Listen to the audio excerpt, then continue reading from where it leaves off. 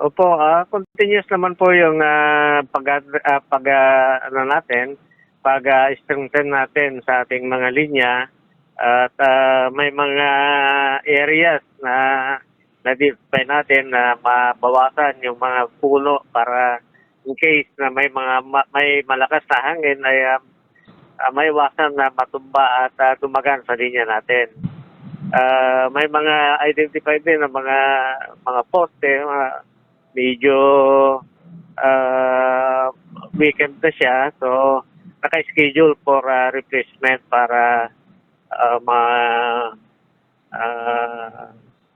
ano natin yung linya natin,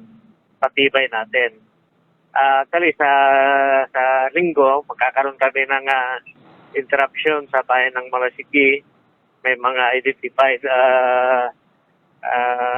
poles kasi na tayo doon napapalitan para maiwasan na magkaroon ng aberya pagdating ng bagyo. Tabayaan po natin kasi pag magkaroon ng malalakas na bugso ng hangin, for our safety naman ay mas maigi na i-de-energize natin yung ating linya para maiwasan yung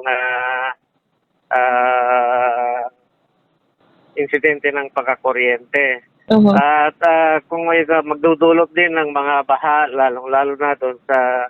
mga barangay along Agdo River, yun din po yung i-monitor natin na kung magkakaroon tayo ng forced shutdown ng ating mga distribution line para naman maiwasan yung mga hindi naasahan na aksidente.